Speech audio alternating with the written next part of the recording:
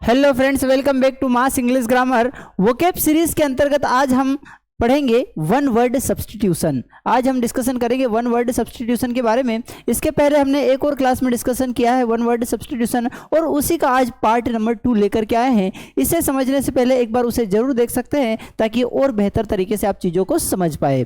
चलिए देखते हैं वन वर्ड सब्स्टिट्यूशन के अंतर्गत पहला जो हमारे सामने वर्ड आता है वह आता है some important one word substitutions. आज हमने जिन वन वर्ड्स के बारे में डिस्कशन करने वाले हैं वो सारे कॉमनली यूज किए जाने वाले वर्ड्स को हम लेकर के डिस्कशन करेंगे। चलिए ठीक है, पहले शब्द आता है, पहला वर्ड हमारे सामने है प्रोलोग। पहला वर्ड हमारे सामने है प्रोलोग। प्रोलोग का मतलब क्या होता है फ्रेंड्स? तो प्रोलोग का मतलब होता है प्रस्ताव। प्रोलोग का जो मीनिंग होता है वो होता है प्रस्ताव। इंट्रोडक्टरी पार्ट और लाइन्स टू अ प्ले और डिस्कर्स। किसी भी अगर कोई प्ले स्टार्ट होने वाला है, कोई बुक है, कोई प्ले है, और उसका जो इंट्रोडक्टरी पार्ट है, मान लो कोई ड्रामा होने वाला है और उस ड्रामा को इंट्रोडक्शन जो दिया जाता है कुछ शब्दों में, तो उन शब्दों को ही हम क्या कहते हैं फ्रेंड्स? प्रोलोग कहते हैं। क्या कहते हैं? प्रोलोग। प्रोलोग किसको कहा जा सकता है? इंट्रोडक्टरी पार्ट और introductory lines to a play और डिस्कर्स। किसी भी प्ले या किसी भी डिस्कर्स की जो इंट्रोडक्टरी लाइन्स होती है उसे हम कहते हैं प्रोलोग। अगले वर्ड की बात अगर हम करें प्रोलोग के बाद, तो इपीलोग। इपीलोग का मीनिंग क्या होता है फ्रेंड्स? इपीलोग का मतलब होता है उपसंहार। उपसंहार मतलब आपने जनरली कहाँ पर सुना होगा? तो अभी तक आपने उपसंहार सुना है जब भी हिंदी में आप निबंध लिख रहे होते हैं, तो हिंदी का में जो निबंध का जो आखिरी या अंतिम जो भाग होता है वो होता है उपसंहार। ठीक है, तो उपसंहार किसे कहते हैं? एपीलोग को उपसंहार कहते हैं। एपीलोग का मीनिंग क्या होगा कि शॉर्ट स्पीच, एक छोटी सी स्पीच और a poem given at the end of a play और अ बुक। किसी बुक के या किसी पोएम के एंड में जो कुछ लाइन्स दी हुई होती है उसे हम फ्रेंड्स क्या कहते हैं? एपिलॉग कहते हैं। क्या कहते हैं? एपिलॉग। तो प्रोलॉग मतलब क्या होगा? किसी भी प्ले का या किसी भी नाटक या ड्रामा जो है उसका स्टार्टिंग लाइन्स जो होती है वो क्या कहलाती है? प्रोलॉग, इंट्रोडक्टरी लाइन को। और एपिलॉग क्या हो गए? उसकी जो लास्ट की लाइन्स होती है उसे हम क्या कहते हैं? एपिलॉग कहते हैं। नेक्स्ट वर्ड इसी तरीके से हमारे सामने आता है डूम्सडे। डूम्सडे का मीनिंग क्या होता है? तो कयामत का दिन, the day of last judgment और एंड ऑफ द वर्ल्ड। एक ऐसा समय जब लाइफ का जो अंतिम समय बोला जा सकता है, या फिर ऐसा समय जब गॉड जो होते हैं वो कैसे माना जाता है कि भाई कैलकुलेशन करते हैं सारी वर्ल्ड का, जो वर्ल्ड का लास्ट डे होता है उसे हम क्या कहते हैं? डूम्सडे। डूम्सडे मतलब क्या होता है? कयामत का दिन या फिर the day of last judgment और end of the world. Next है टेलीपैथी।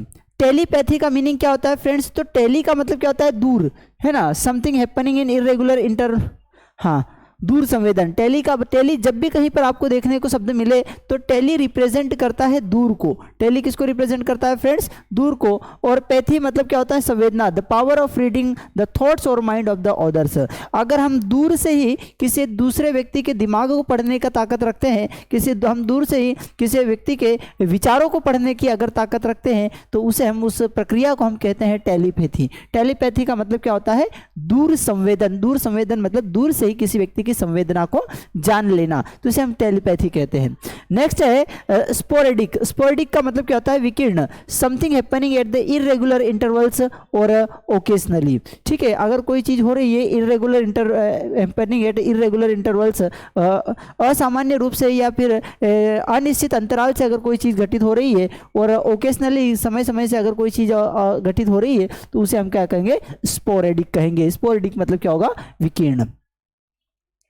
नेक्स्ट वर्ड होता है पेरोल। पेरोल का जो हिंदी मीनिंग होता है वो होता है वचन। तो promise given by prisoners not to escape. ठीक है, जो प्रिजनर होते हैं, प्रिजनर जो कैदी होते हैं, कैदी वचन लेते हैं कि भाई हम जो है यहाँ से भागने का प्रयास नहीं करेंगे और यहाँ से हम नहीं जाएंगे, है ना, यहाँ से भागने का प्रयास नहीं करेंगे। तो ये जो वचन दिया जाता है तो वचन को हम क्या कहते हैं? पेरोल कहते हैं। पेरोल का मतलब क्या होता है? पेरोल का मीनिंग होता है वचन देना। तो वचन मीन्स क्या होता है? पेरोल। नेक्स्ट है सोवेनियर। सोवेनियर मतलब होता है यादगार, a thing kept in memory of an event. किसी भी इवेंट की, किसी भी घटना की मेमोरी को, यादों को अगर हम सजा करके रख रहे, दिमाग में रख रहे, संजो करके रख रहे हैं, तो उसे हम क्या कह सकते हैं? सोवेनियर कह सकते हैं। फ्लोरा एंड फ्यूना, दो वर्ड देखने को मिलते हैं अक्सर, फ्लोरा एंड फ्यूना। तो फ्लोरा और फ्यूना क्या होता है? फ्लोरा मतलब होता है वनस्पति, फ्यूना मतलब होता है जीव जंतु। तो फ्लोरा मतलब क्या होता है? वनस्पति, the plants and vegetations of the region, किसी पर्टिकुलर क्षेत्र की जो वेजिटेशंस होती है, किसी पर्टिकुलर क्षेत्र के जो प्लांट्स होते हैं उसे हम क्या कहते हैं फ्रेंड्स? फ्लोरा कहते हैं। क्या कहते हैं? फ्लोरा। फ्लोरा मीन्स होता है वनस्पति, the plants and vegetation of the region. इसी तरीके से फ्लोरा के बाद अगला शब्द हमने बोला था फ्यूना। फ्यूना का मीनिंग क्या होता है? जंतु समूह, द एनिमल्स ऑफ रीजन, किसी पर्टिकुलर रीजन के जो एनिमल्स होते हैं उसे क्या कहते हैं? फ्यूना। तो फ्लोरा एंड फ्यूना मतलब किसी भी परिस्थिति के जीव जंतु और वनस्पति। तो जीव जंतु के लिए हम क्या यूज करते हैं? फ्यूना का यूज करते हैं, और जो वनस्पति होती है, प्लांट्स होती है, उसके लिए हम क्या यूज करते हैं फ्रेंड्स? फ्लोरा यूज करते हैं। बिब्लियोफाइल, देखिए फाइल का मतलब क्या होता है? फाइल का मतलब होता है लव, फाइल का मतलब क्या होता है? लव। और बिब्लियोफाइल मतलब एक ऐसा पर्सन, एक ऐसा व्यक्ति जो किससे प्रेम करता हो? जो बुक्स का लवर हो, जो पुस्तकों से प्रेम करता है। तो जो पुस्तकों से प्रेम करने वाला व्यक्ति रहता है उसे हम क्या कहते हैं फ्रेंड्स? उसे कहते हैं बिब्लियोफाइल कहते हैं। Bibliophile means lover of the books. अगला शब्द अगर हम बात करें तो अगला शब्द हमारे सामने होता है क्रूजेट। क्रूजेट का मतलब क्या होता है? धर्म युद्ध, अ वॉर ऑफ रिलीजन, एक ऐसा युद्ध जो रिलीजन को लेकर के हुआ है, जो धर्म को लेकर के हुआ है, ऐसे युद्ध को हम क्या कहते हैं? क्रूजेट कहेंगे। क्रूजेट मतलब क्या होता है? War of religion. Next word हमारे सामने आता है वो होता है एम्फीबियन। एम्फीबियन क्या होता है? एम्फी जो वर्ड होता है ये रिप्रेजेंट करता है बोथ को, दोनों को, है ना। बियन मतलब जो रहने को लेकर के होगा, ठीक है। तो एम्फीबियन का मतलब क्या होगा? उभयचर जंतु, एक ऐसा जंतु, एक ऐसा एनिमल जो दोनों जगह रहता है, जो जल में भी रहता है, जो जमीन पर भी रहता है, उसे हम क्या कहते हैं? एम्फीबियन कहते हैं। एनिमल दैट कैन लिव, जो रह सकता है ऑन लैंड, जमीन पर, एंड इन वाटर, जमीन में, इन वाटर में, ठीक है, पानी में, जो जमीन पर भी रह सकता है और जो पानी में भी रह सकता है, ऐसे जीव को हम क्या कहते हैं फ्रेंड्स? एम्फीबियन कहते हैं। एम्फीबियन का मतलब क्या होता है? उभयचर। उभयचर मतलब जो दोनों जगह पर रह सकता हो। अगला शब्द हमारे सामने जो आता है वो आता है एक्वेटिक।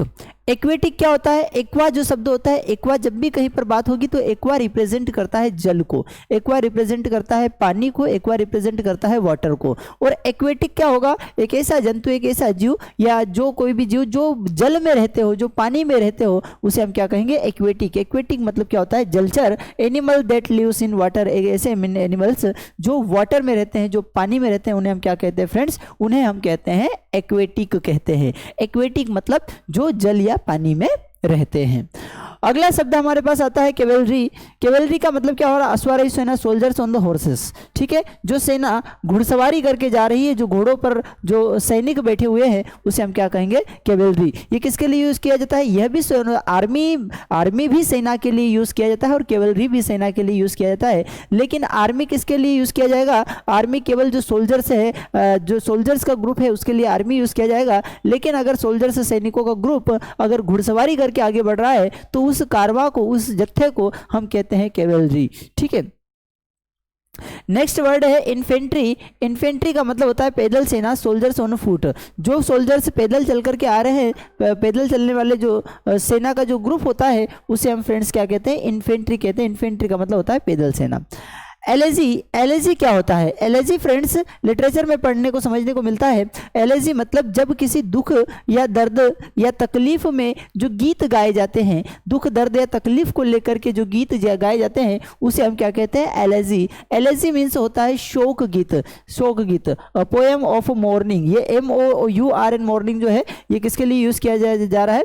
ये यूज किया जा रहा है कि रुदन के लिए, कि दुख के लिए, तकलीफ के लिए, रोने के लिए। तो जो पोएम रोते रोते गाई जाती है, रोते रोते गाई कब जाती है? जब कोई शांत हो जाता है, कोई किसी की मृत्यु हो जाती है, उस समय जो गीत गाए जाते हैं, किसी के शहीद होने पर जो गीत गाए जाते हैं, उसे हम क्या कहेंगे? शोक गीत या एलेजी कहते हैं। नेक्स्ट वर्ड हमारे सामने आता है इंसाइक्लोपीडिया। इंसाइक्लोपीडिया मतलब क्या होगा? विश्व ज्ञान कोश, मतलब एक ऐसा बुक जो कंटेनिंग, जिसमें निहित है इंफॉर्मेशन, जानकारी on all the branches of knowledge. Knowledge की, ज्ञान की जितनी भी शाखाएं हैं, सारी चीज़ों का ज्ञान अगर आपको एक किताब में मिल जाए तो उस किताब को हम कहते हैं इंसाइक्लोपीडिया। उसे हम क्या कहते हैं? इंसाइक्लोपीडिया। इंसाइक्लोपीडिया एक ऐसी किताब का नाम है जिसमें लगभग हर फील्ड का नॉलेज दिया हुआ रहता है, उसे हम कहते हैं इंसाइक्लोपीडिया। नेक्स्ट वर्ड है रेड टेपिज्म। रेड टेपिज्म किसको कहते हैं? दफ्तरशाही। दफ्तरशाही, टू मच ऑफिशियल फॉर्मेलिटीज। आपने देखा होगा किसी भी गवर्नमेंट ऑफिस में जाए अगर, तो आप देखेंगे कि वहां पर कुछ फाइल्स रखी हुई होती है और उन फाइल्स में ये जो टेप लगी हुई होती है उसको जो बांधा जाता है वो लाल कलर के फीते से बांधा जाता है। तो लाल कलर का फीता जो होता है ये किस बात को रिप्रेजेंट करता है? ये बात करता है गवर्नमेंट ऑफिस को रिप्रेजेंट करता है। किसको रिप्रेजेंट करता है? गवर्नमेंट ऑफिस को। और गवर्नमेंट ऑफिस में जब हम किसी भी कार्य के लिए जाते हैं तो हम देखेंगे कि एक लंबी प्रोसेस से, एक लंबी प्रक्रिया से गुजरना होता है, ठीक है। तो उसी के लिए जो वर्ड यूज किया गया है यहाँ पर रेड टेपिज्म। रेड टेपिज्म का मतलब क्या होता है? दफ्तरशाही, टू मच ऑफिशियल फॉर्मेलिटीज। अगर हमको कहीं पर करना पड़ रहा है तो उसे हम क्या कहते हैं फ्रेंड्स? रेड टेपिज्म कहते हैं। रेड टेपिज्म के बाद अगला जो शब्द आता है यूटोपिया। यूटोपिया बहुत सारी एग्जाम्स का फेवरेट क्वेश्चन कहा जा सकता है, ठीक है, फेवरेट वर्ड कहा जा सकता है। यूटोपिया का मतलब क्या होगा? यूटोपिया का मतलब होता है आदर्श राज्य। An imaginary land with a perfect social order. एक ऐसा जमीन का टुकड़ा या एक ऐसा शासन व्यवस्था जहां पर सारी चीजें परफेक्ट ऑर्डर में, जैसे हम बोलते हैं ना राम राज्य की कल्पना करते हैं ना, तो राम राज्य की कल्पना का मतलब क्या होता है? कि जहां पर सभी सुखी रहे, ठीक है, सभी निरोगी रहे, सभी मिलजुल करके रहे। तो इस भावना को हम क्या कहते हैं? तो इस आदर्श राज्य यूटोपिया जो होता है, यूटोपिया उसी को कहा जा सकता है जब सभी सुखी रहे, ठीक है। हेमलेट। हेमलेट मतलब क्या होता है? हेमलेट का मतलब होता है उपग्राम, group of houses in a village, ठीक है। नेक्स्ट है कैटलॉग। कैटलॉग का मतलब क्या होता है? सूची और लिस्ट ऑफ बुक्स। जो बुक्स की लिस्ट होती है उसे हम क्या कहते हैं? कैटलॉग कहते हैं। और ग्रुप ऑफ हाउसेस का, जो घरों का जो ग्रुप होता है, उसे क्या कहा जाता है? हेमलेट कहा जाता है। फ्रेंड्स, आई होप, हम आशा करते हैं, एक्सपेक्ट करते हैं कि आपको सारी चीज़ें समझ में आ रही है, ठीक है। अगर आपको थोड़ा सा ठीक ठाक लग रहा है तो आप लाइक, शेयर और सब्सक्राइब जरूर कर सकते हैं। नेक्स्ट है word related to the scientific instrument. Scientific instrument को लेकर के हमने कुछ वर्ड्स को पिछली क्लास में डिस्कशन किया था। आज हम बचे हुए वर्ड्स को डिस्कशन करेंगे। तो आर्थ्रोस्कोप। आर्थ्रोस्कोप का मतलब क्या होता है? संधि वीक्षण। एक ऐसा instrument for examining the interior of a joint. हमारे आपने देखा होगा कि जॉइंट में पेन होता है, जॉइंट में दर्द होता है, तो जॉइंट जो होता है, जॉइंट की जो स्टडीज की जाती है, तो जॉइंट की स्टडीज के लिए जिस इंस्ट्रूमेंट का उपयोग किया जाता है, वहां पर इंस्पेक्शन करने के लिए, उसे देखने के लिए, समझने के लिए जिस इंस्ट्रूमेंट का उपयोग किया जाता है उसे हम कहते हैं आर्थ्रोस्कोप कहते हैं। क्या फ्रेंड्स कहते हैं? आर्थ्रो। ये आर्थ्रो जब भी सब आपको देखने को मिल रहे तो आर्थ्रो रिप्रेजेंट करता है हड्डियों को, आर्थ्रो रिप्रेजेंट करता है जॉइंट्स को, आर्थ्रो रिप्रेजेंट करता है बोन्स को, ठीक है। तो आर्थ्रोस्कोप मतलब क्या होगा? संधि वीक्षण यंत्र, एक ऐसा इंस्ट्रूमेंट जिससे हम क्या मेजर करते हैं? जिससे हम मेजर करते हैं अस्थियों का मेजरमेंट किया जाता है, बोन्स का मेजरमेंट किया जाता है, बोन्स के जो जॉइंट्स हैं उनका मेजरमेंट किया जाता है। नेक्स्ट वर्ड है हमारे पास ड्रोजोमीटर। ड्रोजोमीटर का मतलब होता है ओस मापी इंस्ट्रूमेंट फॉर मेजरिंग ड्यू, ठीक है। अभी ठंडी का समय चल रहा है तो ठंडी के समय में क्या होगा? ओस गिरेगी। तो ओस के मेजरमेंट के लिए जिस इंस्ट्रूमेंट का यूज किया जाता है उसे हम क्या कहते हैं फ्रेंड्स? उसे हम कहते हैं ड्रोजोमीटर। अगले शब्द की अगर हम बात करें तो अगला शब्द है विस्कोमीटर। अगला शब्द क्या है? विस्कोमीटर। विस्कोमीटर क्या होता है? देखो, विस्कोसिटी क्या किसको कहते हैं फ्रेंड्स? विस्कोसिटी कहते हैं हम श्यानता को। श्यानता क्या होता है कि जब भी आप किसी लिक्विड की बात करते हैं तो लिक्विड को दो तरीके से, एक तो लिक्विड एकदम सॉफ्ट है या फिर लिक्विड कोई सा जो है हल्का सा जो गाढ़ा होता है, तो गाढ़ेपन के लिए हमको बोलते हैं विस्कस। विस्कस जो शब्द होता है किसके लिए होता है? गाढ़ेपन को। और विस्कोमीटर क्या होता है? विस्कोमीटर होता है श्यानता मापी instrument for measuring viscosity. Viscosity को नापने के लिए, विस्कोसिटी को मेजर करने के लिए जिस इंस्ट्रूमेंट का यूज किया जाता है उसको फ्रेंड्स हम कहते हैं विस्कोमीटर। क्या कहते हैं? विस्कोमीटर। नेक्स्ट है ऑडियोमीटर। ऑडियोमीटर मतलब क्या होगा? ऑडियो आपने सुना होगा, आपके मोबाइल फोन में ऑडियो सुना होगा। ऑडियो मतलब क्या होगा? सुनने योग्य, ठीक है। तो ऑडियोमीटर का मतलब क्या होगा? श्रवण शक्ति मापी की एक ऐसा इंस्ट्रूमेंट जिससे हम मेजर करते हैं। क्या मेजर करते हैं? कि कोई व्यक्ति कितना सुन सकता है, उसकी सुनने की क्षमता को जिस इंस्ट्रूमेंट से मेजर किया जाता है उसे हम कहते हैं ऑडियोमीटर कहते हैं। ऑडियोमीटर मतलब क्या होगा? श्रवण शक्ति मापी। नेक्स्ट है पेडोमीटर। पेडोमीटर आजकल अपने मोबाइल्स में आने लगा है, ठीक है, हम देखते हैं कि भैया आप दिन भर में कितने कदम चले हैं, तो वो हमारा मोबाइल दिखा देता है कि भैया आपने इतने 1000 स्टेप्स आज क्रॉस किए, ये इतने 1000 स्टेप्स आप चले हैं। तो ये जो किससे मेज़र हो रहा है, तो वो मेज़र हो रहा है आपका पेडोमीटर से। पेडोमीटर क्या होता है, instrument for measuring the distance travelled on the foot. आपने पैरों के आधार पर, फुट्स के आधार पर कितनी डिस्टेंस को ट्रेवल किया है, उसे नापने के लिए जो ये इंस्ट्रूमेंट का यूज़ करते हैं, उसे फ्रेंड्स हम कहते हैं पेडोमीटर कहते हैं। पेडोमीटर के बाद अगला जो शब्द आता है वो होता है ओनकोमीटर। ओनकोमीटर क्या होता है, ओनकोमीटर होता है an instrument for measuring change in size of internal organs.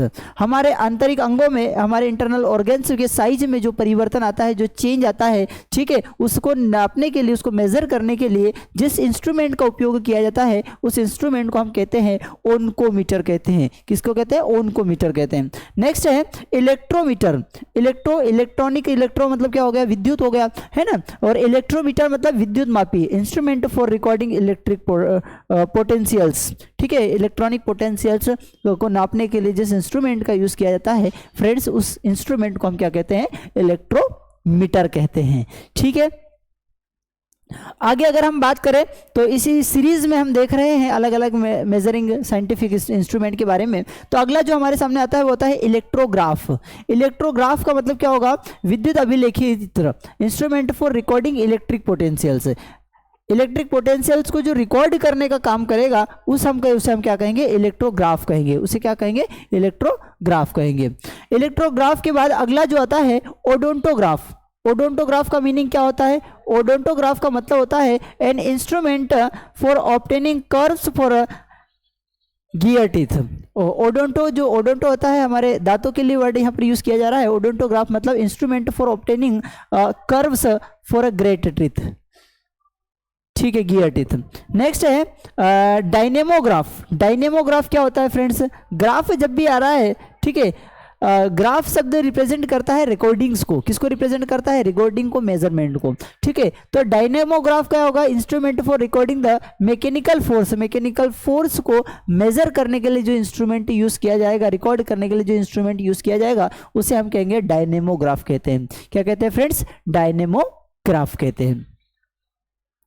Next है एंडोस्कोप। एंडोस्कोप का मतलब क्या होता है, अंतःवीक्षण यंत्र, instrument for visualising interior of the hollow organs. हमारे जो अंदर के ऑर्गेन्स है, होलो ऑर्गेन्स है, उसको विजुअलाइज करने के लिए, उसमें देखने के लिए कि वहाँ पर क्या स्थिति है, आप किसका यूज करते हैं, एंडोस्कोपी। एंडोस्कोपी आपने शब्द सुना होगा। एंडोस्कोपी का मतलब क्या होता है कि हमारे बॉडी के अंदर जो ऑर्गेन्स, जहाँ होलो है मतलब जहाँ पर जमी मतलब खाली स्थान है, उस खाली स्थान को मेजर, वहाँ का विजुअलाइजेशन करने के लिए, वहाँ का मेजरमेंट करने के लिए हम जिस इंस्ट्रूमेंट का यूज करते हैं, उस इंस्ट्रूमेंट को हम क्या कहते हैं फ्रेंड्स, एंडोस्कोप कहते हैं।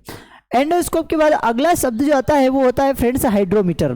हाइड्रोमीटर का मीनिंग क्या होता है, तो हाइड्रोमीटर का मीनिंग होता है आर्द्रता मापी। आर्द्रता क्या होता है, an instrument for measuring specific gravity of the liquids. Liquids की जो ग्रेविटी होती है उसको मेजरमेंट करने के लिए जिस इंस्ट्रूमेंट का यूज किया जाता है, उसे फ्रेंड्स हम क्या कहते हैं, हाइड्रोमीटर कहते हैं। हाइड्रोमीटर के बाद अगला जो होता है वो होता है लेप्टोमीटर। लेप्टोमीटर का मीनिंग क्या होता है, तो लेप्टोमीटर का मीनिंग होता है instrument for measuring law viscosity. Law viscosity को मेजर करने के लिए जिस इंस्ट्रूमेंट का यूज किया जाता है फ्रेंड्स, उसे हम कहते हैं लेप्टोमीटर कहते हैं। क्या कहते हैं, लेप्टोमीटर। लेप्टोमीटर के बाद अगला जो शब्द आता है वो आता है श्राइनोमीटर। श्राइनोमीटर किसको कहते हैं, निम्नतम तापमापी यंत्र, एक ऐसा instrument for measuring low temperature. Low temperature को मेजर करने के लिए एक अलग से इंस्ट्रूमेंट का उपयोग किया जाता है, और उस इंस्ट्रूमेंट को हम क्या कहते हैं फ्रेंड्स, क्रायोमीटर कहते हैं। नेक्स्ट है क्रायोस्कोप। क्रायोस्कोप किसके लिए यूज किया जाएगा, तो क्रायोस्कोप हिमांक मापी। हिमांक क्या होता है friends, instrument for determining freezing point. हिमांक किसको कहते हैं, हिमांक शब्द किसके लिए, एक ऐसा पॉइंट, एक ऐसा टेम्परेचर जिस पर कोई चीजें जो लिक्विड से सॉलिड में चेंज हो जाए, मतलब फ्रीज हो जाए, जम जाए। तो जो फ्रीज होना या जमने के लिए हिंदी में शब्द क्या आता है, हिमांक आता है। क्या कहते हैं, हिमांक। तो किसी भी लिक्विड का हिमांक होता है कि मतलब अगर हम उसको वो जम जाए, जाएगा, अगर ज़्यादा हम टेम्परेचर को अगर कम करते हुए जाएंगे तो एक स्थिति के बाद हर चीज़ क्या जमने लग जाती है। तो जो जमने की स्थिति है उसे हम क्या कहते हैं, उसे हम हिमांक कहते हैं, फ्रीजिंग पॉइंट कहते हैं। और इस फ्रीजिंग पॉइंट को जो मेजर करेगा उस इंस्ट्रूमेंट को क्या कहेंगे, तो क्रायोस्कोप कहते हैं। क्रायोस्कोप के माध्यम से हम क्या करते हैं कि किसी भी पॉइंट, किसी भी लिक्विड का या किसी भी चीज़ का फ्रीजिंग पॉइंट पता करते हैं, फ्रीजिंग पॉइंट पता करते हैं। इसके बाद अगर हम अगला शब्द बात करें तो अगले शब्द में हमारे सामने आता है एरोमीटर। एरोमीटर क्या होता है, एरोमीटर होता है एयर। देखो एरो रिप्रेजेंट किसको करता है, एरो रिप्रेजेंट कर रहा है वायु को। एरो किसको रिप्रेजेंट करता है फ्रेंड्स, वायु को। और मीटर का मतलब आप जानते ही कि मापना, उसी चीज को मेजर करना। तो एरोमीटर क्या करेगा, एरोमीटर मापने का काम करेगा। क्या मापने का काम करेगा, तो वायु मापी, इंस्ट्रूमेंट फॉर मेजरिंग वेट और डेंसिटी। किसी गैस की वेट और डेंसिटी को मापने का जो काम करेगा उसे हम क्या कहेंगे फ्रेंड्स, उसे हम कहते हैं एरोमीटर कहते हैं। एरोमीटर के बाद अगले शब्द की बात हम करें, अब इसके बाद हम बात करेंगे ग्रुप्स की बात करेंगे कि अलग अलग ग्रुप को हम क्या कहते हैं। किसी भी चीज़ के जो ग्रुप होते हैं, ग्रुप के लिए अलग नाम होता है। कैसे, जैसे ऐसा एक सामान्य व्यक्ति जा रहा है तो सामान्य व्यक्ति को हम क्या बोलते हैं कि ये व्यक्ति जा रहा है, ये पर्सन जा रहा है। लेकिन पर्सन्स का ग्रुप आ जाए, व्यक्तियों का ग्रुप आ जाए तो हम क्या बोल देते हैं कि भीड़ आ रही है।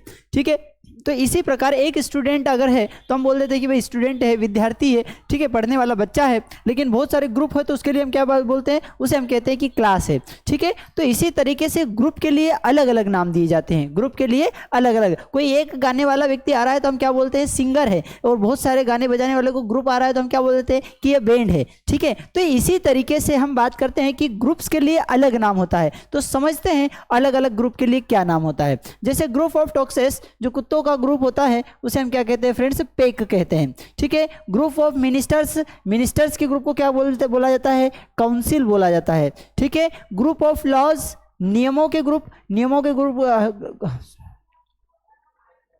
ये लॉज नहीं होगा फ्रेंड्स, यहाँ होगा रेज, मिसप्रिंट हो गया। ठीक है, ग्रुप ऑफ रेज, किरणों का जो ग्रुप होता है उसे हम क्या कहते हैं फ्रेंड्स, बीम कहते हैं।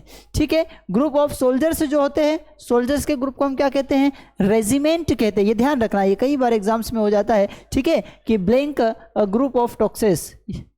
ठीक है, तो अब वहां पर हमको समझना है कि ग्रुप ऑफ टॉक्सेस को क्या कहते हैं, ग्रुप ऑफ मिनिस्टर्स के लिए क्या वर्ड होता है। ठीक है, नेक्स्ट है ग्रुप ऑफ सोल्जर्स, सोल्जर्स का जो ग्रुप होता है उसे हम क्या कहते हैं फ्रेंड्स, रेजिमेंट कहते हैं। ठीक है, नेक्स्ट है ग्रुप ऑफ सेलर्स, सेलर्स में सेलर्स का मीनिंग क्या होता है, जो तैराक होते हैं, जो नाव चलाने वाले होते हैं, जो बोट चलाने वाले होते हैं, उन तैराकों के ग्रुप को क्या कहा जाता है, तो उसे कहा जाता है क्रू। क्रू क्या होता है, ग्रुप ऑफ सेलर्स के लिए यूज किया जाता है। उसके बाद ग्रुप्स ऑफ बुक्स, बुक्स का अगर बहुत सारा ग्रुप है तो उसे हम क्या कहते हैं, लाइब्रेरी कहते हैं। ठीक है, नेक्स्ट है पाइल ऑफ ग्रेन्स, ग्रेन्स का जो ढेर होता है उसे हम क्या कहते हैं फ्रेंड्स, स्टेक कहते हैं। इसके बाद वर्ड रिलेटेड टू द मेनियाज, मेनियाज के बारे में हमने कल भी डिस्कशन किया था, प्रीवियस क्लास में भी डिस्कशन किया था। मेनियाज, मेनियाज का मतलब होता है पागलपंती। पागलपंती मतलब किसी चीज को लेकर के कोई व्यक्ति पागल है तो उसे हम क्या कहते हैं फ्रेंड्स, मेनिया कहते हैं। तो मेनिया के लिए अलग अलग और आज हम नए वर्ड्स को देखेंगे। अगला जो शब्द हमारे सामने आता है वो आता है ग्राफोमेनिया। ग्राफोमेनिया, देखिए ग्राफ शब्द जब भी कहीं पर आए तो ग्राफ रिप्रेजेंट करता है किसे, राइटिंग को रिप्रेजेंट करता है। ग्राफ किसे रिप्रेजेंट करता है फ्रेंड्स, राइटिंग को रिप्रेजेंट करता है। और ग्राफोमेनिया क्या होगा, ग्राफोमेनिया कि भैया किसी को लिखने का जुनून होता है कि बस वो दिन भर उसे कुछ ना कुछ लिखने को मिलता रहे, तो लिखने का जो जुनून होता है उसे हम क्या कहते हैं फ्रेंड्स, ग्राफोमेनिया कहते हैं। ग्राफोमेनिया के बाद अगला जो शब्द आता है हमारे सामने वो होता है ड्रोमोमेनिया। ड्रोमोमेनिया क्या होता है, ठीक है, ड्रोमोमेनिया होता है कि ट्रेवलिंग को लेकर के कि अगर किसी व्यक्ति को पागलपन है कि कोई व्यक्ति दिन भर ट्रेवलिंग करना चाहता है, अलग अलग जगह पर ट्रेवलिंग करना चाहता है, घूमना फिरना चाहता है, तो उसे हम कहते हैं ड्रोमोमेनिया कहते हैं। ठीक है, ड्रोमोमेनिया के बाद अगला जो शब्द आता है हमारे सामने वो आता है क्लेप्टोमेनिया। क्लेप्टोमेनिया किसे कहते हैं, तो चोरी करने का पागलपन होता है कि कोई भी चीज़ अगर दिखे तो बस चोरी करना, उसके दिमाग में बस वही रहता है कि उसके दिमाग में हमेशा चोरी करने का ही जो चला करता है, तो उसे उस स्थिति को कहते हैं हम क्लेप्टोमेनिया कहते हैं। क्लेप्टोमेनिया मतलब चोरी करने की जो बीमारी होती है उसे क्लेप्टोमेनिया कहा जाता है। इसके बाद जो अगला शब्द हमारे सामने आता है वो आता है एंथोमेनिया। एंथोमेनिया क्या होगा कि बहुत सारे लोगों को फूलों को संग्रहित करने का अगर पागलपन है कि बस सुबह से फूलों को संग्रहित करें, बहुत सारे अलग अलग टाइप्स के फूलों को इकट्ठा करें, तो उस स्थिति को हम क्या कहते हैं, एंथोमेनिया कहते हैं। एंथोमेनिया के बाद अगला जो शब्द आता है हमारे सामने वो होता है साइनोमेनिया। साइनोमेनिया क्या होता है? तो साइनोमेनिया होता है कि भाई किसी व्यक्ति को कुत्ते पालने का अगर शौक है, मेनिया फॉर डॉग्स, कुत्ते पालने का अगर शौक है तो उसे हम क्या कहेंगे फ्रेंड्स? साइनोमेनिया कहते हैं। साइनोमेनिया के बाद अगला जो शब्द आता है वो होता है मेगलोमेनिया। मेगलोमेनिया किसे कहते हैं? ऐसा व्यक्ति जो बहुत ही अननेचुरल डिजायर फॉर पावर, मतलब जैसे आपके पास डिजायर है, एक इच्छा सभी के पास होती है कि शक्ति को प्राप्त करने की इच्छा है, पैसे को प्राप्त करने की इच्छा है, ठीक है, सभी के पास अपनी अपनी डिजायर्स होती है, अपनी अपनी महत्वाकांक्षाएं होती है। लेकिन अगर किसी व्यक्ति के पास अननेचुरल जरूरत से ज़्यादा अगर डिजायर है, ठीक है, किसी भी चीज़ को प्राप्त करने के लिए, तो उसे हम कहते हैं मेगलोमेनिया। मेगलोमेनिया मतलब क्या होगा कि ऐसा व्यक्ति जो अति महत्वाकांक्षी है, किसी भी चीज़ के लिए पागल है और अननेचुरल है, अननेसेसरी है, जरूरत से ज़्यादा पागल है, तो ऐसे व्यक्ति को हम क्या कहेंगे? मेगलोमेनिया कहेंगे। मेगलोमेनिया के बाद अगला शब्द जो हमारे पास आता है वो आता है मिथोमेनिया। मिथोमेनिया मतलब क्या होता है? मिथ का मतलब क्या होगा? मिथ जो रिप्रेजेंट करता है वो रिप्रेजेंट करता है झूठ को। किसे रिप्रेजेंट करता है? झूठ को। तो मिथोमेनिया किसको बोलेंगे? कि हर किसी व्यक्ति को बात बात पर झूठ बोलने की आदत है, झूठ बोलने का शौक है, झूठ बोलने का जुनून है, झूठ बोलने की बीमारी है, तो उसे हम क्या कहेंगे? मिथोमेनिया कहेंगे। इसके बाद अगला जो शब्द आता है सिटोमेनिया। सिटोमेनिया किसके लिए यूज होता है? कि मतलब अगर किसी को खाने का शौक है, खाने की बीमारी है कि दिन भर खाना ही होना उसको, तो ऐसे व्यक्ति को हम क्या कहेंगे? सिटोमेनिया। इस स्थिति को हम क्या कहते हैं फ्रेंड्स? सिटोमेनिया कहते हैं। नेक्स्ट वर्ड जो हमारे सामने आता है वो होता है प्लूटोमेनिया। प्लूटोमेनिया मतलब क्या होगा? जो प्लूटो शब्द मोस्टली जगह आप देखेंगे तो प्लूटो शब्द रिप्रेजेंट करता है वेल्थ को, रिप्रेजेंट करता है। प्लूटो शब्द धन को रिप्रेजेंट करता है। तो प्लूटोमेनिया जो होगा वो धन का मोह होता है। मेनिया फॉर वेल्थ, अधिक से अधिक पैसे प्राप्त करने, अधिक से अधिक धन संपदा प्राप्त करने का जो मोह होता है उसे हम फ्रेंड्स हम क्या कहेंगे? प्लूटोमेनिया कहेंगे। प्लूटोमेनिया के बाद अगले मेनिया के बाद हमने बोला है कि मेनिया का अपोजिट जो होता है वो होता है फोबिया कहा जा सकता है। फोबिया रिप्रेजेंट करता है डर को, ठीक है। तो फोबिया मतलब क्या होगा? फोबिया में डर की बात होगी। जैसे ट्रोमेटोफोबिया, ट्रोमेटोफोबिया मतलब क्या होगा? चोट लगने का डर होता है, इंजरी का डर होता है। अगर किसी व्यक्ति को इंजरी का डर बहुत ज़्यादा है तो उसे हम क्या कहेंगे? ट्रोमेटोफोबिया कहेंगे। उसके बाद टायरेनोफोबिया। टायरेनोफोबिया क्या होता है? कि फियर ऑफ टायरेंट्स। टायरेंट्स किसको बोलते हैं? अत्याचारी को बोलते हैं। तो अत्याचारियों का जो डर लगता है उसे हम क्या कहेंगे? टायरेनोफोबिया, टायरेनोफोबिया कहेंगे। टायरेनोफोबिया के बाद अगला जो शब्द आता है ट्रिकोफोबिया। ट्रिकोफोबिया किसको बोलेंगे? फियर ऑफ हेयर, बालों का जो डर होता है उसे हम क्या बोलते हैं? ट्रिकोफोबिया कहते हैं।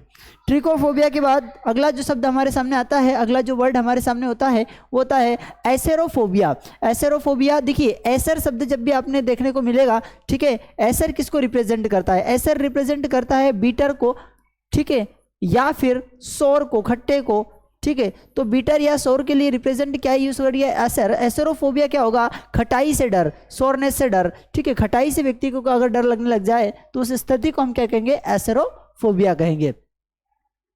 नेक्स्ट वर्ड हमारे सामने आता है टॉक्सीफोबिया।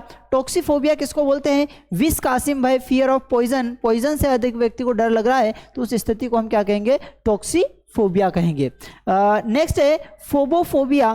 फोबोफोबिया किसको बोले हैं? भय होने का भी भय होता है, डर लगने का भी डर अगर लग रहा है तो उसे फोबो, क्योंकि फोबिया पहले से भी डर है और फोबोफोबिया मतलब डर लगने का जो डर होता है उसके लिए फ्रेंड्स क्या यूज करेंगे? हम फोबोफोबिया यूज करेंगे। नेक्स्ट है पेनियाफोबिया। पेनियाफोबिया मतलब क्या होगा? गरीबी का डर, फियर ऑफ पॉवर्टी, गरीब होने का डर, जो डर होता है उसे हम क्या कहेंगे? पेनियाफोबिया कहेंगे। नेक्स्ट है नियोफोबिया। नियोफोबिया मतलब क्या होता है?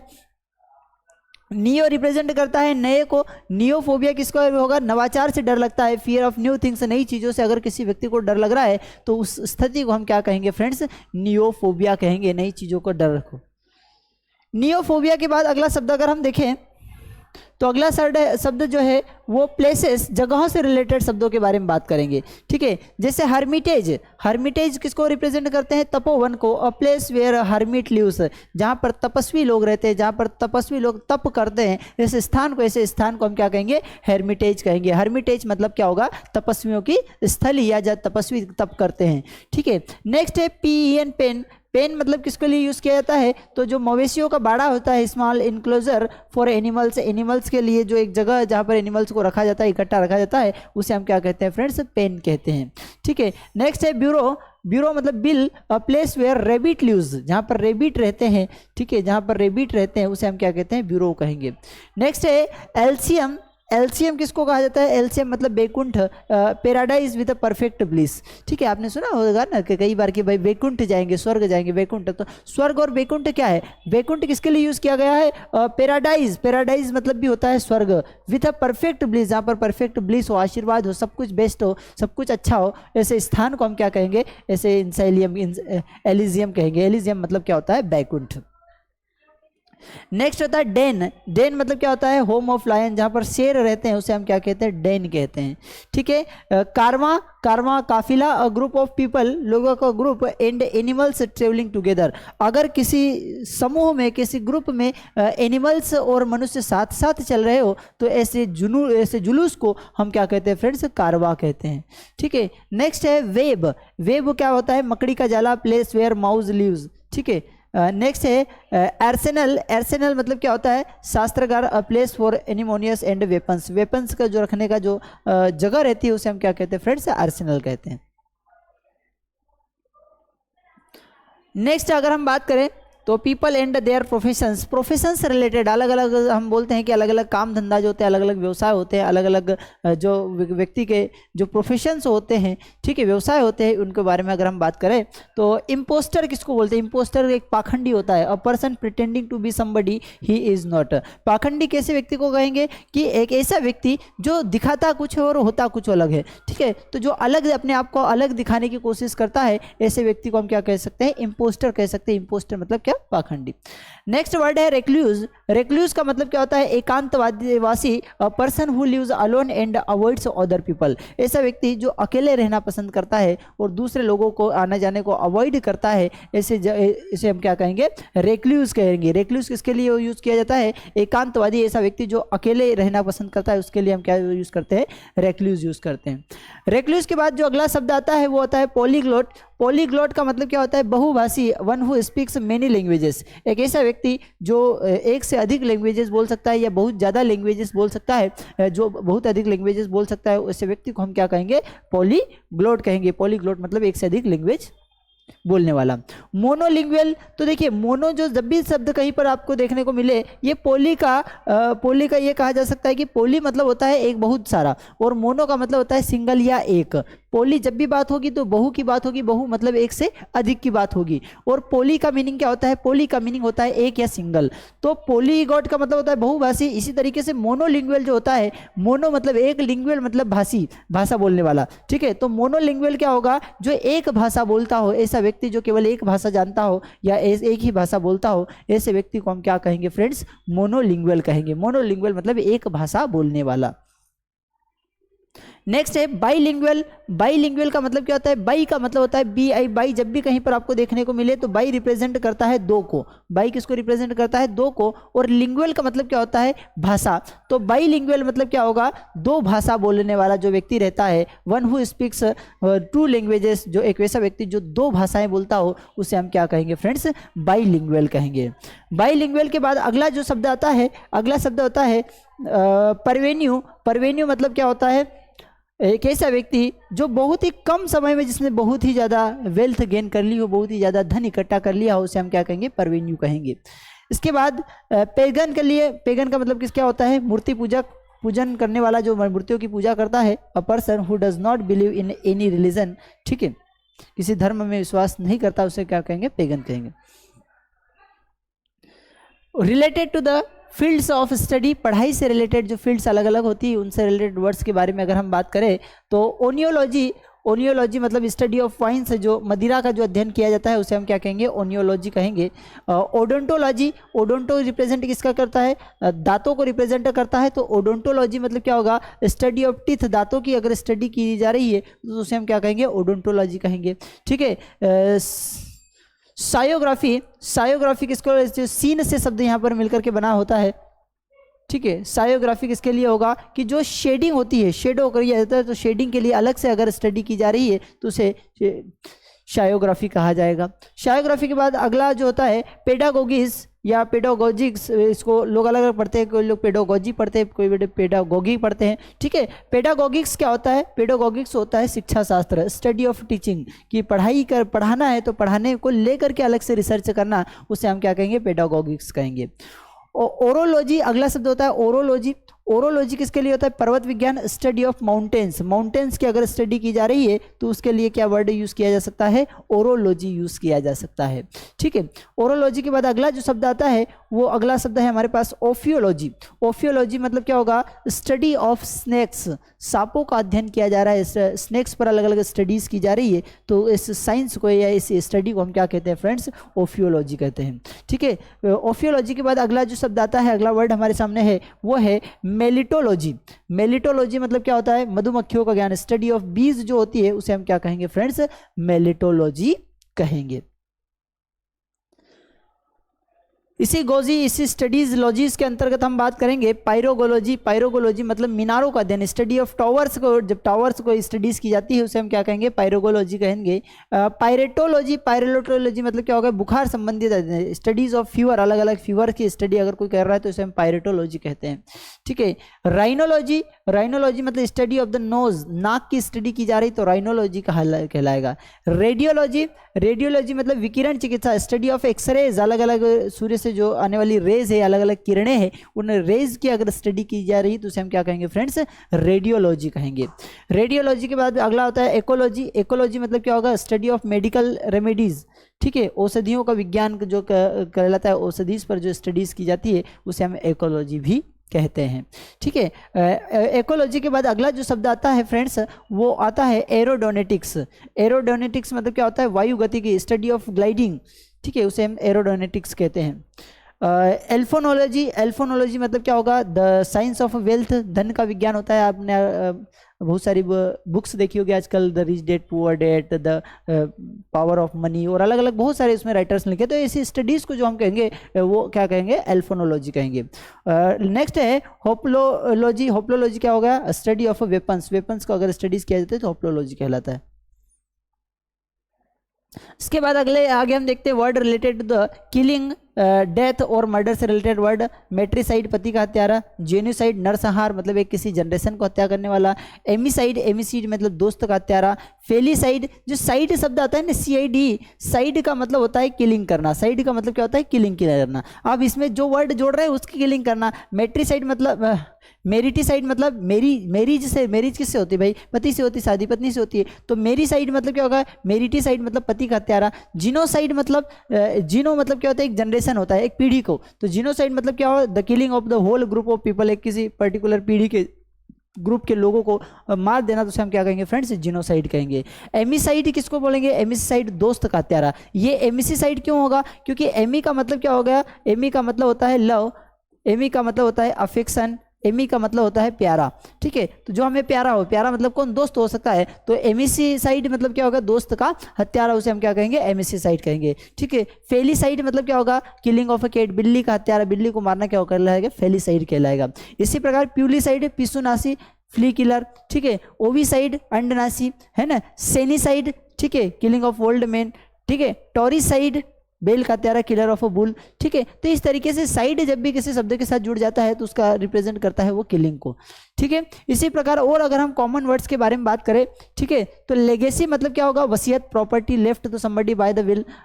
अगर कोई व्यक्ति अपनी प्रॉपर्टी छोड़ करके जाता है और एक वसीयत लिख करके जाता है, तो वसीयत के लिए हम कौन सा शब्द लिखते हैं? तो वसीयत के लिए होता है लेगेसी। वसीयत के लिए कौन सा शब्द होता है? लेगेसी। लेगेसी मतलब क्या होता है? वसीयत, ठीक है। अगला होता है ओबिट्यूरी। ओबिट्यूरी किसके लिए होता है? शोक संदेश, in account in the newspaper of the funeral of one deceased, ठीक है। कोई व्यक्ति की जो है देहांत हो गया है और ऐसे व्यक्ति का अगर इश्तेहार किसी न्यूज़पेपर में आ रहा है तो उस स्थिति को क्या कहेंगे? ओबिट्यूरी कहेंगे। ऑटोप्सी किसको बोला जाता है? ऑटोप्सी शव परीक्षण की, मतलब कोई डेड बॉडी की स्टडीज की जा रही है, ठीक है, जिसको हम पोस्टमार्टम कहते हैं ना, तो वो उसे हम क्या कहते हैं? ऑटोप्सी। ऑटोप्सी क्या होता है? कि शव का परीक्षण, डेड बॉडी की स्टडीज की जा रही है, उसका एनालिसिस किया जा रहा है, उस पर परीक्षण किया जा रहा है, तो उसे हम क्या कहते हैं फ्रेंड्स? ऑटोप्सी कहते हैं। ऑटोप्सी के बाद अगला वर्ड आता है एपिटाफ। एपिटाफ का मतलब होता है स्मृति लेख, वर्ड से इंस्क्राइब्ड ऑन अ टॉम, किसी की जो इन टॉम्ब पर जो है कि अगर कोई वर्ड्स उसके अंतिम रूप में लिखे जाते हैं, उसकी मेमोरी में कुछ वर्ड्स अगर लिखे जा रहे हैं तो उसे हम क्या कहते हैं, एपिटाफ। एपिटाफ मतलब क्या होगा कि उसकी कब्र पर, किसी व्यक्ति की कब्र पर कुछ शब्द लिखे जा रहे हैं तो उसे हमें एपिटाफ कहते हैं। ठीक है। इम्बाम, इम्बाम मतलब सोलेव to preserve the dead body from decay, कोई डेड बॉडी सड़े नहीं उसके लिए उसको प्रिजर्व करना, तो प्रिजर्व करने के लिए हम यहाँ पर क्या वर्ड यूज करते हैं, इम्बाम यूज करते हैं। नेक्स्ट है सेनोटॉफ। सेनोटॉफ मतलब क्या होगा, monument of for persons who are buried elsewhere. ठीक है। सेनोटॉफ किसके लिए होगा कि एक सैनिकों की एक ऐसी स्मारक जिनको और कहीं एक दूसरी जगह दफनाया गया हो। ठीक है। एनिहिलेट, एनिहिलेट मतलब क्या होता है, संहार करना, टू डिस्ट्रॉय कंप्लीटली, किसी चीज़ को अगर कंप्लीटली डिस्ट्रॉय किया जा रहा है तो उसके लिए हम शब्द जो यूज़ करते हैं वो यूज़ करते हैं एनिहिलेट। एनिहिलेट के बाद अगला जो आता है वर्ड हमारे सामने होता है वो होता है कैरियन। कैरियन मतलब होता है मरा हुआ जानवर, dead and decaying flesh. Flesh मतलब होता है यह मांस होता है, specially of animals, specially animals की अगर डेड बॉडीज अगर सड़ रही है तो उसे हम क्या कहेंगे, कैरियन कहेंगे। कैरियन मतलब decaying dead body. Word related दो काइंड्स ऑफ गवर्नमेंट, गवर्नमेंट से रिलेटेड कुछ और वर्ड्स बच गए थे जिनके बारे में हम बात करेंगे। रेफरेंडम का मतलब क्या होगा, जनमत संग्रह, to decide a political question by the direct vote of the whole electorate.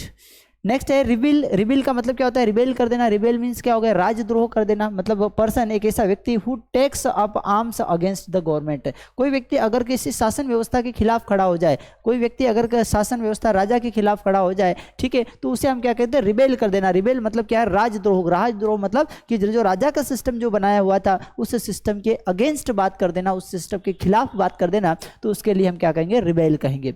Rebel के बाद अगला जो शब्द आता है हमारे पास वो होता है एरिथोमेक्रेसी। एरिथोमेक्रेसी मतलब ये क्रेसी, जब भी शब्द कहीं पर आपको देखने को मिले तो क्रेसी मतलब शासन, गवर्नमेंट की बात होती है, और एरिथो मतलब अंकगणित, गवर्नमेंट बाय सिंपल मेजोरिटी।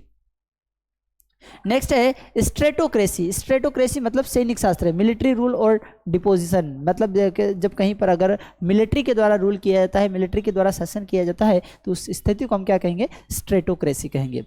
स्ट्रेटोक्रेसी के बाद अगला जो शब्द हमारे सामने आता है वो आता है डायब्लोक्रेसी। डायब्लोक्रेसी मतलब शैतानी तंत्र, गवर्नमेंट बाय डेविल्स। डेविल्स लोगों के द्वारा शासन व्यवस्था चलाई जाती है, तो उसे हम क्या कहेंगे फ्रेंड्स, डायब्लोक्रेसी कहेंगे।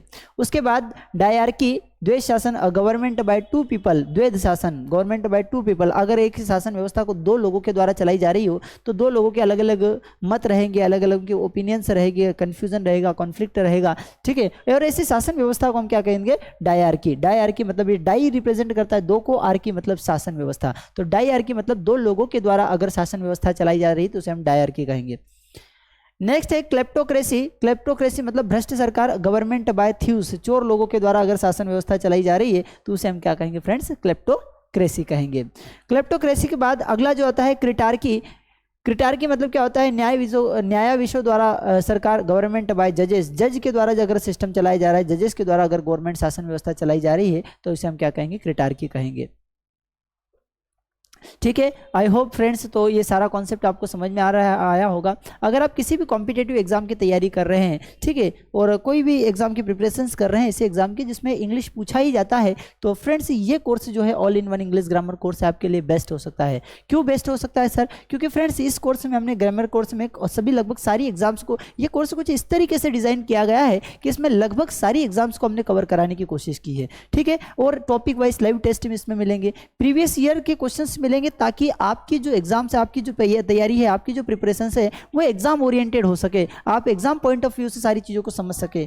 ठीक है। प्रैक्टिस शीट्स मिलेगी, नोट्स मिलेंगे, बेसिक टू एडवांस ग्रामर मिलेगा, बहुत कुछ इस कोर्स में आपको सीखने को मिल सकता है। बेस्ट स्पोकन का कोर्स अगला है हमारे पास। बेस्ट स्पोकन में 0 से हीरो लेवल पर, अगर आप ग्रामर के साथ ही साथ अगर आप स्पोकन इंग्लिश को इंप्रूव करना चाहते हैं तो स्पोकन इंग्लिश के लिए स्पेशली आपका एक कोर्स डिजाइन किया गया है, जिसमें 0 से हीरो लेवल मतलब शून्य से शिखर की यात्रा तय कराई जाएगी। ठीक है। इसका ड्यूरेशन लगभग 6 मंथ का रहेगा। बेसिक टू एडवांस इंग्लिश, बहुत कुछ इसमें सीखने को मिलेगा। अगर आपको लग रहा है कि नहीं सर हमने बेसिक तो किया हुआ है, हमने स्पोकन इंग्लिश किया हुआ है, लेकिन हमें थोड़ा सा और उसको फ्लोरिश करना है, हमें और थोड़ा सा अपडेट करना है, शार्प करना है अपनी टंग को, ठीक है, हमें अपने लैंग्वेज को और थोड़ा सा स्मूथ करना है और उसमें अपडेशन लाना है, तो फिर आपके लिए ये एक्सपर्ट एडवांस इंग्लिश बेस, कि आपको आता सब कुछ है लेकिन अपनी लैंग्वेज को और अपडेट करना चाहते हैं तो ये एक्सपर्ट एडवांस कोर्स आप ज्वाइन कर सकते हैं। ठीक है फ्रेंड्स, तो आई होप कि आपको सारी चीज़ समझ। सर ये सारी चीज़ मिलेगी कहाँ पर? तो फ्रेंड्स ये सारी चीज़ें आपको मिलेगी मास स्टडी ऐप पर। कहाँ पर फ्रेंड्स? मास स्टडी ऐप पर। तो आप मास स्टडी ऐप जरूर डाउनलोड कर लीजिएगा। मास स्टडी ऐप जब डाउनलोड करेंगे तो यहाँ पर आपको बहुत सारे कोर्सेस मिल जाएंगे। और आपको एक बात बता दूं कि अभी कुछ ऑफर चल रहा है, तो आपको जो कोर्सेस मिल जाएंगे वो मिनिमम फीस में मिल सकते हैं। तो ये मास स्टडी आप एक बार जरूर डाउनलोड कीजिएगा और कोर्सेज को विजिट जरूर करें। Thank you. और अगर आपको ठीक ठाक लगा हो तो लाइक शेयर सब्सक्राइब जरूर करें। धन्यवाद।